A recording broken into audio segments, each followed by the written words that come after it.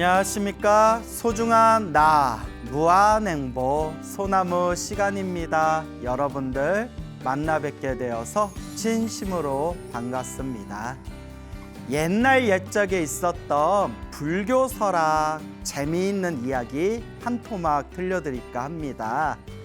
옛날 옛적에 그 두 나무꾼이 있었다고 합니다. 두 명의 나무꾼이 있었는데 이 두 명의 나무꾼이 항상 나무를 하러 산에 올라갈 때 그 산길 중간에 큰 바위 위에 부처님의 모습이 조각되어진 마애불이 있었다고 합니다. 마애불.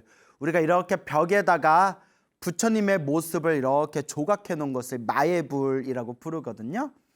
그래서 이 두 명의 나무꾼들이 항상 나무를 하러 이제 산에 올라갈 때 그 산길 중간에 있는 큰 바위 위에 그 마애불을 향해 가지고 항상 이렇게 합장반배를 하면서 부처님, 저희가 큰 복을 얻게 해주십시오. 부처님, 저희가 큰 복을 얻게 해주십시오. 라고 그렇게 지극정성 항상 기도를 올렸다고 합니다. 그렇게 1년, 2년, 3년, 몇 년의 세월이 지난 뒤에 이 두 명의 나무꾼 앞에 어느 나이가 지긋하신 노스님이 나타나셨다고 합니다. 노스님이 짠 하고 나타나시더니 그대들이 자네들이 하도 열심히 부처님께 기도를 해서 내가 자네들에게 복을 주기 위해서 왔노라, 복을 주기 위해서 왔노라 이러면서 그 복주머니 있잖아요. 복주머니, 우리 옛날에 이렇게 주머니, 복주머니 딱 두 개를 꺼내시더래요. 그래서 복주머니 하나를 첫 번째 나무꾼에게 주고 두 번째 나무꾼에게 이제 복주머니를 하나씩 주면서 노스님이 이런 말씀을 하더래요. 이 주머니를 열고 소원을 말하면 반드시 소원이 이루어질 것이다. 단, 딱 3번만 쓸 수가 있다. 한 사람당 복주머니 하나씩 받았는데 한 사람당 딱 3번만 소원을 빌 수가 있다. 그러니까 주머니를 열고 소원을 딱 3번만 얘기할 수 있다는 거예요. 그러면서 노스님이 뿅 하고 사라지셨어요. 그래서 이제 첫 번째 나무꾼과 두 번째 나무꾼이 헐레벌떡 이 복주머니를 품에 안고 헐레벌떡 이제 집으로 돌아왔는데 이제 이 첫 번째 나무꾼이 이제 집에 와가지고 부인한테 막 자랑을 하는 거예요. 여보, 이 복주머니가 뭔지 아냐고. 이거 주머니를 열고 소원을 빌면 모든 소원이 이루어지는데 딱 3번만 쓸 수가 있다고 했다고. 우리가 무슨 소원을 빌까?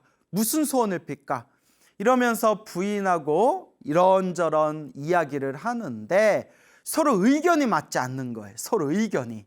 예? 뭐 남편은 첫 번째 나무꾼인 이제 남편은 뭐 다른 걸 원하는 게 있을 거고 또 부인은 또 다른 걸 원하는 게 있을 거고 이렇게 티격태격 어떤 소원을 빌까 요 3가지를 가지고 서로가 급기야는 말다툼까지 해버렸대요.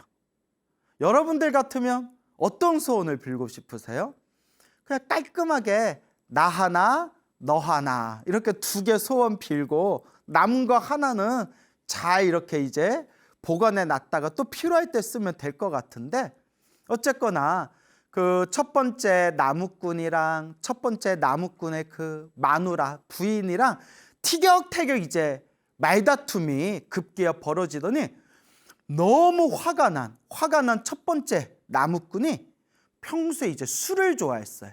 평소에 술을 좋아해가지고 아우 내가 진짜 술 한 잔 먹어야 내가 이거 화가 좀 풀리겠다 해가지고 에라이 하면서 그냥 화가 나가지고 신경질이 나고 짜증이 나서 복주머니를 딱 열고 아주 맛있는 진수성찬 술상이나 한 판 펼쳐져라 하고 소원을 빌었어요. 진수성찬 술상이나 뚝딱 나와라. 아니 소원 3개를 빌 수가 있는데 아무리 부인하고 말다툼을 해서 화가 나기로서니 그 세 가지 소원 중에서 하나를 벌써 써버린 거예요. 진수성찬, 술상이나 한판 떡하니 뚝딱 나오거라 하고 소원을 빌었더니 눈앞에 짠 하고 아주 화려한 술상이 짠 하고 펼쳐진 거예요. 이게 웬일이야 하고 이제 막 술을 마시려고 하는데 마누라가 얼마나 속이 터지겠어요. 인간아 평생에 3번을 쓸 수 있다고 했는데 그걸 네 술 먹는데 술상 한 판에다가 술 한 상에다가 그 소원을 비냐 이놈아 하면서 요 부인이 너무나 화가 나가지고 에라이 이 인간아 하면서 복주머니를 연 뒤에 네 그 술잔이 네 콧등에나 갖다 붙어라 하고 냅다 고함을 지어버린 거예요. 너무 화가 나서. 그래서 그 술잔이 그 첫 번째 나무꾼의 요 콧등에 술잔이 떡 하고 붙어버렸대요. 세상에 아무리 화가 나도 그렇지 사람 콧등에다가 술잔이 붙어버려라 하는 경우가 어디 있어요. 더더구나 3가지 소원 중에서 또 그렇게 아깝게 소원 하나를 날려버린 거예요. 술잔이 콧등에 붙어버린 첫 번째 나무꾼은 이러지도 못하고 저러지도 못하고 숨도 제대로 쉬지 못하는 상황이 되어서 어쩔 수 없이 막 숨이 캑캑 막혀가지고 어쩔 수 없이 복주머니를 다시 연 뒤에 콧등에 붙어있는 술잔아 똑 떨어져라 해가지고 3번째 소원을 빌었더니 콧등에서 술잔이 뚝 하고 떨어져 나갔다고 합니다. 그렇게 어이없이 소원 3가지를 다 써버리고 말았다. 첫 번째 소원은 남편이 너무 화가 나고 짜증이 나서 너무나 술 한잔 마시고 싶은 그런 생각에 아주 진수성찬 맛있는 술판 한 상 똑딱 나와라 라고 해서 소원 하나를 써버렸고, 그런 남편의 모습을 보고 너무나 화가 나고 너무나 기가 막혀가지고 예라이 인간아 하면서 그 술잔이 남편 콧등에다 딱 하고 붙어라 라고 너무 화가 나가지고 그렇게 소원을 빌어버렸고, 그리고 그 술잔이 콧등에 딱 하고 붙어서 숨도 제대로 쉴 수 없는 상황이 되자 마지막 그 아까운 소원을 콧등에 붙어있는 술잔아 똑 하고 떨어져라 하는 바람에 정말 어이없이 그렇게 이제 3가지 소원을 다 낭비해버리고 말았다고 합니다. 그런데 그 똑같은 소원을 들어주는 복주머니를 받은 2번째 나무꾼, 이 2번째 나무꾼이 이제 집으로 와가지고 부인을 부른 거예요. 부인을 불러가지고 여보 내가 이러쿵 저러쿵 이러니 저러니 해서 소원 3가지를 들어준다는 요 복주머니를 받아왔어. 우리가 이걸 어디다 쓸까? 무엇에 쓸까? 어떤 소원을 빌까? 부인이 곰곰이 생각해 보더니 여보, 일단 당장 우리가 급한 거는 없으니까 고이고이 잘 모시고 있다가 정말 필요할 때 우리가 써먹읍시다. 그 명심보감에도 나오지만 또 우리 그 옛 성현들이 말씀하셨지만 갑작스럽게 얻은 복을 함부로 낭비하면 갑작스럽게 얻게 된 행운을 갑자기 탕진을 하게 되면 오히려 큰 화가 닥친다고 했지 않습니까? 잠깐 우리가 일단 잘 보관하고 있다가 정말 필요할 때 소원을 빌면 어떻겠습니까? 부인이 너무나 지혜로워요. 그러니까 이제 남편도 고개를 끄덕끄덕 하면서 이 2번째 나무꾼은 이제 그 복주머니를 어디 집안에 장롱 안에다가 잘 모셔놓고 하던 일에 열심히 충실하게 일을 해나갔다고 합니다.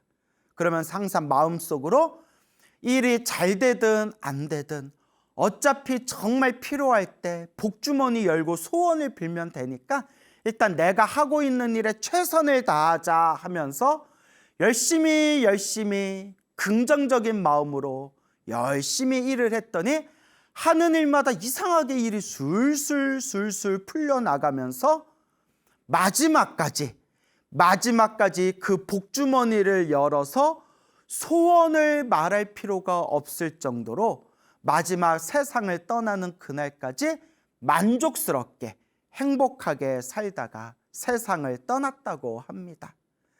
참 신기하고 묘한 일이 아닐 수가 없습니다. 똑같이 복주머니를 얻었는데 첫 번째 나무꾼은 그렇게 부인하고 티격태격 싸우면서 서로가 서로 욕망과 어리석음, 그 성냄과 분노와 그 탐욕과 성냄, 어리석음이라는 삼독에 빠져서 정말 어이없게 그 복주머니에 그런 크나큰 그런 행운을 날려버리고, 또 두 번째 나무꾼은 얼마든지 복주머니를 쓸 수가 있었지만 정말 필요할 때 쓰자는 마음으로 복을 아끼면서 결국에는 복주머니를 열고 소원을 말할 필요가 없을 정도로 행복하게 살다가 세상을 떠났다고 합니다. 우리가 이런 얘기를 들으면 참 별난 얘기다, 참 우스운 이야기다 생각할 수 있겠지만, 이 이야기가 지금 이 시대를 살고 있는 우리 중생들의 모습이구나라는 생각이 듭니다. 오래전에 어떤 다큐멘터리를 봤는데, 그 미국에서 만든 다큐멘터리였어요. 그 미국에서 만든 다큐멘터리에서 역대로 큰 복권에 당첨이 돼서 어마어마한 상금을 받은, 어마어마한 돈을 얻은 복권 당첨된 사람들의, 그 사람들이 지금 어떤 삶을 살고 있는지를 추적하는 그런 다큐멘터리였는데, 놀랍게도 10명 중에 7, 8명이 지금 비참한 삶을 살고 있더라. 처음에 정말 걷잡을 수도 없이 큰 엄청난 금액에 당첨이 되었지만, 그때 흥청만청 돈을 쓰면서 쾌락과 환락에 빠지거나 어리석은 선택을 해서 오히려 복권이 당첨되기 이전보다도 훨씬 더 불우하고 불행한 삶을 살게 되었다라는 그런 다큐멘터리를 보고 제가 깜짝 놀란 적이 있었습니다. 근데 제가 이런 얘기를 하면 많은 분들이 아유 스님 그래도 복권에 당첨이나 됐으면 좋겠습니다. 또 이렇게 얘기하시는 분들이 있기는 하지만, 중요한 거는 복권에 당첨이 됐냐 안 됐냐 그게 중요한 게 아니겠죠. 그때 내 복을 어떻게 사용하였느냐, 그때 내게 주어진 그 행운을 어떻게 마음을 잘 썼느냐, 지혜롭게 잘 썼느냐, 이것이 중요한 핵심이 되겠죠. 참으로 묘하고 참으로 묘한 일이 아닐 수가 없습니다. 그래서 우리 불자들은 항상 내게 주어진 복을 지금 이 순간 항상 만족스럽고 항상 고맙고 감사하다는 마음으로 지금 내게 주어진 어떤 복과 행운을 아낄 줄 알고 지혜롭게 마음을 잘 쓸 줄 알아야 된다라는 것을 꼭 명심하시기를 바랍니다. 옛적부터 우리 큰 스님들께서 항상 하시던 말씀이 있죠. 중생은 다 자기 복대로 살아가더라. 중생은 저마다 다 자기 복대로 살아간다. 저마다 다 자기의 타고난 업의 인연들이 있어서 그 자기가 과거 전생에 지었던 업의 인연대로, 다 자기가 전생에 지었던 복의 그릇대로, 복대로 살아간다라는 말씀을 많이들 하십니다. 그래서 제가 직접 들은 얘기인데, 여러분들 그 마가 스님이라고 아시죠? 마가 스님. 우리 한국의 불자님들, 절에 다니시는 불자님들 중에서 마가 스님이라는 그런 스님의 이제 법명은 한 번씩은 다 들어보셨을 겁니다. 자, 그래서 우리 한국 불교에서도 지금 활동하고 계시는 우리 선배 스님들 중에서도 아주 그런 군민들의 그런 힐링 멘토다라고 해서 굉장히 친숙한 그런 이제 느낌으로 사람들에게 좋은 말씀을 전해주시는 마가스님이라고 계시지 않습니까? 이 마가스님께서 저한테 직접 해주신 말씀이에요. 예전에 마가스님께서 어떤 말씀을 해주셨냐면, 스님께서 머리 깎고 출가하기 전에 젊었을 때, 어렸을 때 너무나 이 삶에 크나큰 마음의 상처를 받고 너무나 괴롭고 너무나 이 마음이 고통스러워서 방황하고 방황하다가 이제 자살까지 시도하셨대요. 자살까지. 스스로 목숨을 끊으려고까지 시도를 하셨는데, 그러다가 정말 과거 전생 한 가닥 착한 성근이 있었는지 이 소중한 부처님 법을 만나게 돼서 머리를 깎고 이제 출가를 하셨다고 합니다. 머리를 깎고 출가를 해서 부처님의 가르침을 닦아 나아가면서 이 마음에 씻을 수 없었던 크나큰 상처, 이 마음의 큰 상처가 이렇게 치유되는 경험을 하셨다고 합니다. 그런데 마음의 이제 상처는 머리를 깎고 출가해서 이 마음의 그 큰 상처, 고통은 이렇게 내려놓게 되었는데, 근데 한 가지 좀 이상한 일들이 있더래요. 그게 무엇인고 하니, 마음은 많이 편안해지셨는데 무언가 활동을 하다 보면 자꾸 장애가 생기고 자꾸 일이 뜻대로 이루어지지 않고 자꾸 어떤 활동을 진행해도 자꾸 어그러지더래요. 그래서 이게 한두 번도 아니고 자꾸 일을 하면서 일이 잘 풀리지 않고 뭐가 자꾸 막힘이 생기니까 곰곰이 생각해 보시다가, 내가 과거 전생에 업보가 많은가 보다. 내가 전생에 지어놓은 복이 없나 보다. 그렇지 않고서 이렇게 내가 무슨 일을 할 때마다 왜 이렇게 자꾸 일이 어그러질까? 내가 복이 없고 전생에 내가 공덕을 많이 닦지를 못했나 보다라는 생각이 딱 드시더래요. 그래서 그때부터 마가 스님이 자꾸 이제 주변에 좋은 일을 많이 하려고 자꾸 애를 쓰셨대요. 그래서 통장 잔고가 비어 있어도 조금씩이라도 주변에 좋은 곳에 이제 후원을 하시고, 또 주변에 도움이 필요한 곳이 있으면 이렇게 또 도움의 손길도 내밀고, 그리고 이제 여기저기 이제 전국을 다니면서 이 부처님의 이 좋은 가르침을 사람들한테 널리 전하려고 애쓰고, 그렇게 이제 꾸준히 복을 닦는 마음으로, 선업을 닦는 마음으로, 공덕을 닦는 마음으로 자꾸 닦아 나아가다 보니까 그렇게 점점 시간이 지날수록 조금씩 일이 이렇게 풀려나가는 게 느껴지더래요. 이렇게 일이 쫙 풀려나가는 게 느껴지면서, 이게 이 부처님 말씀이 하나도 틀린 게 없구나. 옛적에 그 큰 스님들 말씀이 틀린 게 없구나. 내 공덕은 내가 닦는 것이구나. 그러면서 열심히 활동을 하시다 보니까 지금은 이렇게 한국 불교에서도 많은 불자들에게 존경받고 사랑받는 그런 국민 힐링 멘토가 지금 딱 하고 되셨지 않습니까? 그러면서 저한테 직접 하신 말씀이, 나도 젊었을 때는, 마가스님께서 나도 젊었을 때는 이상하게 일이 잘 풀리지가 않고 막힘이 많았다. 하지만 내 업이, 내 복의 그릇이 작다라는 걸 인정하고, 내가 좀 업보가 두껍구나라는 걸 인정하고 자꾸 좋은 일을 하려고 복을 지으려고 노력했더니 어느 순간부터 점점 일이 잘 풀리고 내 주변의 일들이 점점 편안해지는 걸 느끼게 되었다라는 말씀을 해주셨습니다. 그래서 저도 스님 너무나 좋으신 말씀입니다. 참 좋으신 말씀입니다. 라고 제가 이렇게 가슴에 그 마가슴 이야기를 이렇게 이제 되새겼던 그런 기억이 있습니다. 그리고 우리 BTN 불교 TV의 명법사 스님이신 동훈 스님, 다음 생 이야기 우리 동훈 스님, 동훈 큰 스님 계시지 않습니까?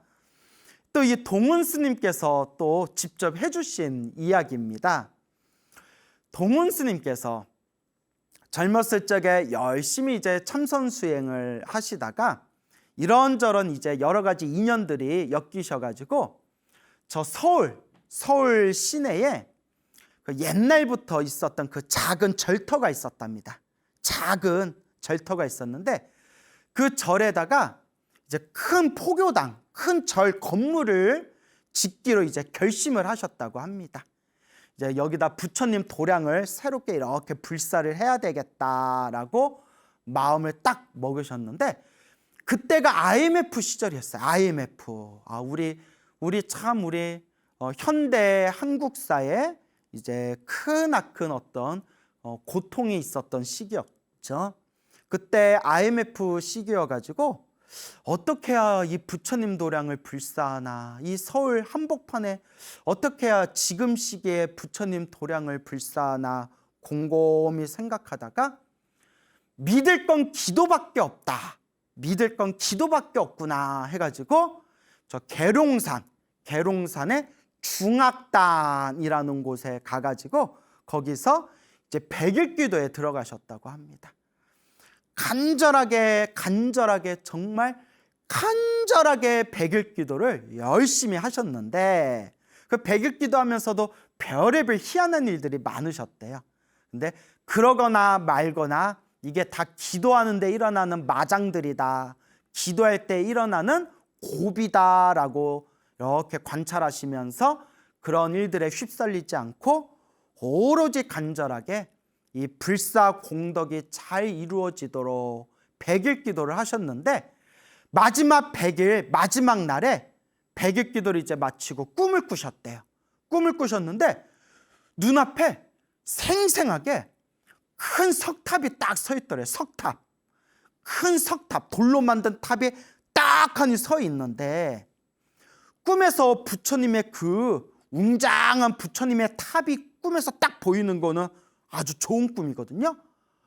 그런데 자세히 보니까 탑의 끄트머리, 탑의 가장 위에 끄트머리에 그 탑의 꼭대기가 살짝 꺾여 있더래요. 살짝 밑으로 이렇게 숙여서 꺾여 있더래요. 그 너무나 멋있고 너무나 좋은 탑이었는데 마지막에 살짝 꺾여 있는 거예요. 딱 깨고 나서 이제 뭔가 짚히시는 게 있으실 거 아니에요. 동훈 큰 스님이. 동훈 스님께서 이제 내가 백일기도 한 번만 더 하면 꿈에서 본 그 구부러진 그 탑의 꼭대기가 딱 설 것 같은데 라는 느낌이 드시더래요.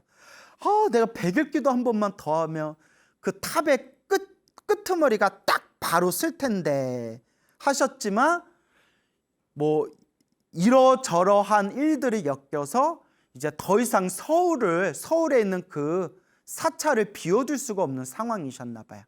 어쨌거나 목표로 한 백일기도는 마치시고 이제 서울로 올라오시게 됩니다.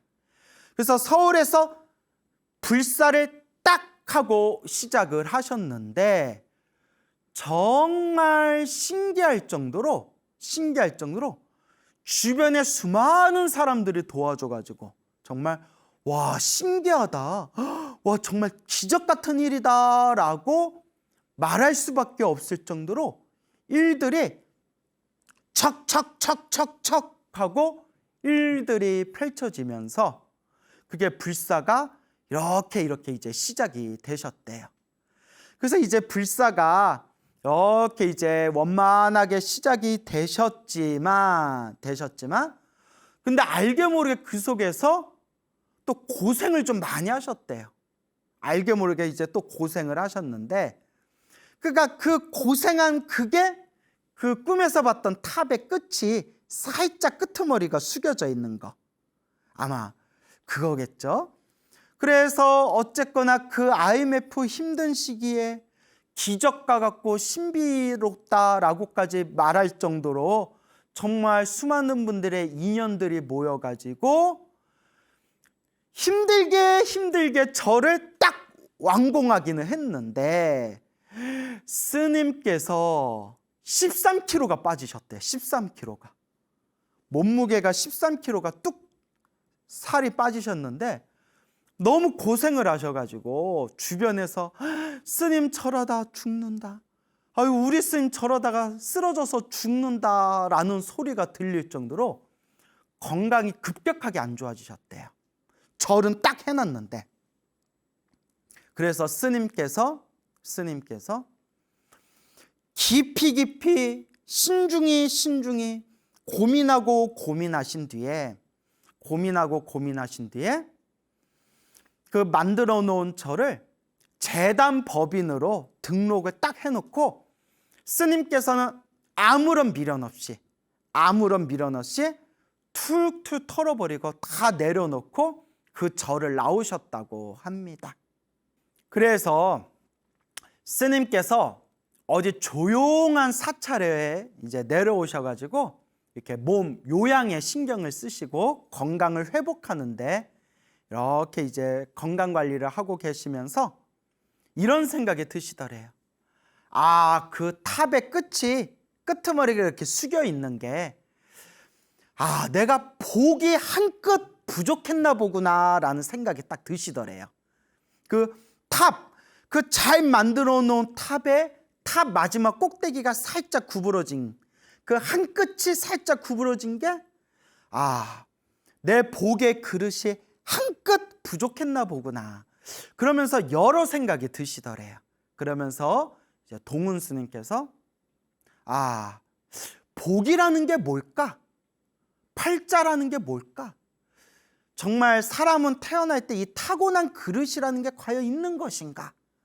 이런 진지한 의문이 드시면서 그때 주역 공부랑 명리, 이렇게 사주팔자 명리 공부를 그때 좀 깊이 하셨대요. 예? 이렇게 그냥 개인적인 호기심 때문에 깊이 공부를 하면서 견문을 넓히시고 난 뒤에 동훈 스님께서 딱 얻으신 결론이, 사람마다 타고나는 복의 그릇은 있을지 모르나 우리 불자들이 부처님의 가르침을 믿고 의지하면서 이 기도하고 공덕을 닦으면 얼마든지 내 운명을, 내 팔자를 바꿀 수가 있다. 내 공덕의 그릇을 넓힐 수가 있다라는 결론을 딱 얻게 되셨다고 합니다. 그래서 스님께서 비록 마지막에 불사를 완성하고 나서 마지막에 몸이 좀 건강이 안 좋아지셔가지고 이제 그 불사한 절을 내려놓고 나오시기는 했지만 그때 100일 동안 간절하게 기도했던 그 힘과 그 에너지와 그 가피 덕분에 그 힘들었던 IMF 시절에 정말 신비롭다라고 말할 정도로 수많은 인연들의 도움을 통해 가지고 그 절을 완공할 수 있었다. 분명히 가피를 체험했다라는 말씀을 그렇게 직접 해주셨습니다. 그러면서 이 동훈 스님께서 얼마 전에 대구 삼보사, 동훈 스님께서 주석하고 계시는 대구 삼보사에서 부처님 진신살이 9층 서탑을 딱 봉한 불사를 하셨거든요. 그러면서 이제 제가 그때 삼보사에 직접 찾아뵙고 스님께 인사를 드렸는데 이 동훈 스님께서 하신 말씀이, 이 탑이 그때 내가 100일 기도하면서 100일 기도를 마치던 마지막 날 밤에 꿈을 꿀 때 그 꿈에서 보았던 그 석탑, 그 돌로 만든 석탑을 꿈에서 보고 난 뒤에 마음속으로 언젠가 내가 그 꿈에서 봤던 석탑을 내가 불사를 하겠다. 그 석탑을 내가 한번 모시겠다. 라고 숙제처럼 마음에 품고 있었는데 어찌 보면 나의 이번 생 마지막 불사일 수도 있는 이 부처님 진신살이 9층 석탑을 이제 봉환하게 되었다. 그리고 그때 백일 기도하면서 꿈에서 보았던 그 석탑에 그런 어떤 숙제, 그 어떤 마음의 결심을, 그 숙제를 이제 다 마친 느낌이다라는 그런 말씀을 해주셨습니다. 그래서 동은 스님께서도 이와 같이 운명이란 뭘까? 팔자란 뭘까? 정말 사람은 타고난 저마다 자신만의 복의 그릇이 정말 있는 것일까? 이런 진지한 고민을 통해서 주역도 연구하시고 명리학도 연구하시고 그러면서 깊이 연구하신 뒤에 얻으신 결론이, 그래, 부처님 법을 잘 닦으면 우리의 운명을 바꿀 수가 있는 것이다. 그래서 동은 스님께서도 꾸준히 팔만대장경 부처님의 말씀을 연구하고 공부하시고 항상 기도하시고, 그리고 사람들에게 널리 부처님 법 전하시려고 애쓰시면서 지금은 이렇게 우리 불교TV BTN을 대표하시는 명법사 스님이 되셔가지고 지금 이와 같이 훌륭한 부처님 법을 전국에 널리 또 펼치고 계시지 않습니까? 그러면서 이러한 동은 스님의 말씀을 듣고 그래, 부처님 법이야말로 내 운명을 바꿀 수 있는 가장 확실한 방법이구나.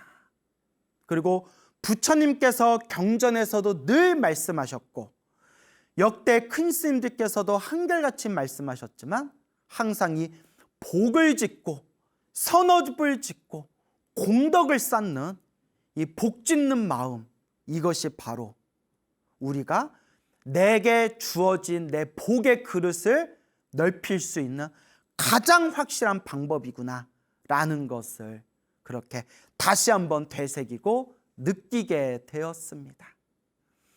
그래서 예전에 어떤 선배 스님께 들은 이야기인데, 이 선배 스님께서 행자 생활을 1년 넘게 하고 난 뒤에 이제 계를 받고 이제 정식으로 스님이 돼가지고 큰 스님을 찾아갔대.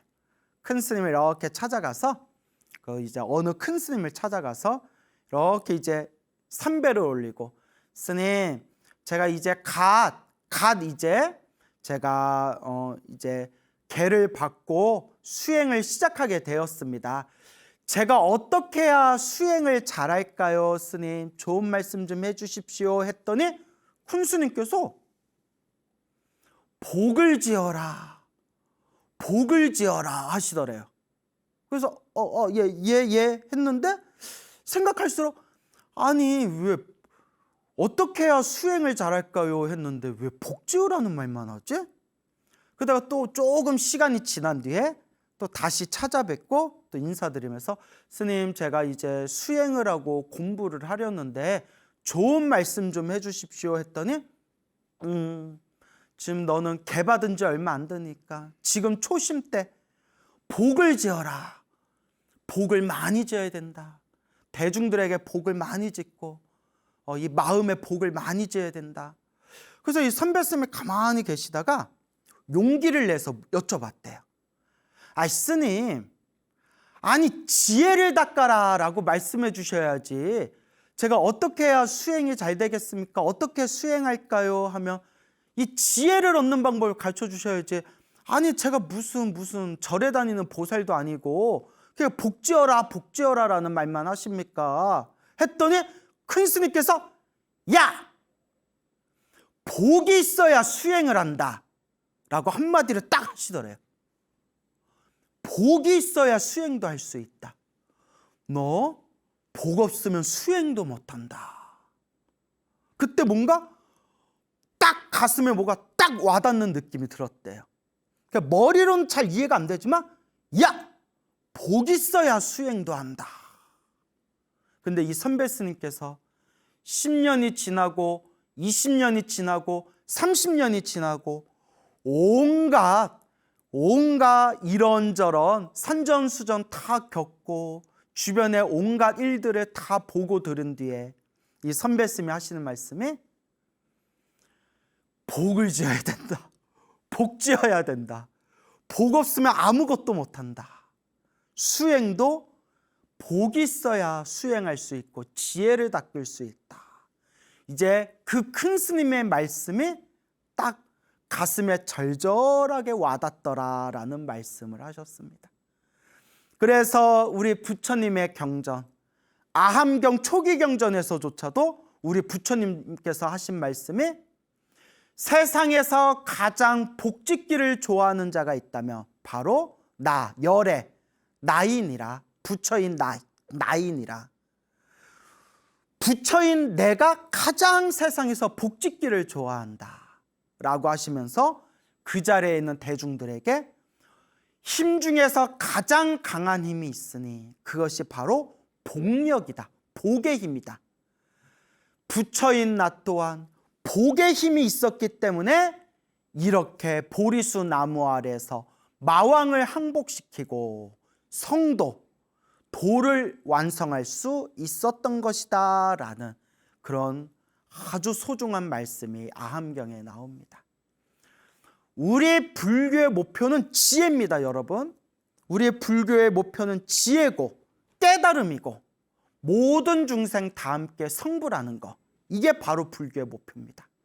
단 수행을 하고 깨달음을 얻고 지혜를 완성해서 모든 중생 성불하기 위해서는 그 밑바탕에 복이 있어야 된다라고 우리 선지식들께서 간곡하게 말씀하셨습니다. 그래서 우리 부처님의 가르침을 공부하면서 여러분들이 항상 이 부처님의 법을 닦아 나아가면서 늘 명심해야 될 게 있습니다. 복을 짓되 지혜롭게 복을 지어야 된다. 지혜롭게 복을 짓는 것이 중요합니다. 우리 주변에 보면 부처님의 가르침을 올바르게 배우지 못한 올바른 견해가 없는 사람들이 복을 짓겠다라고 하면서 오히려 엉터리 짓을 하는 경우가 굉장히 많습니다. 엉터리 짓을 하는 경우가 굉장히 많다. 그래서 복을 짓겠다라고 하면서 살아있는 생명을 죽여서 제사를 올린다거나 복을 짓겠다라고 하면서 방생을 한답시고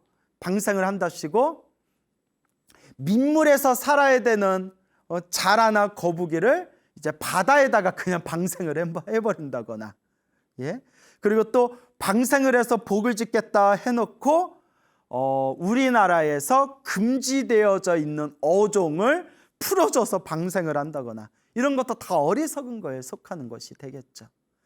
그리고 또 어떤 분은 부처님의 올바른 가르침을 제대로 이해하지 못하고 숙명론에 빠지고 이상한 그런 점술 같은 이상한 것들에 빠져가지고 그것에 마음을 의지하면서 정작 자신의 복과 선업과 공덕을 닦을 줄 모르는 그런 사람들이 너무나 많구나.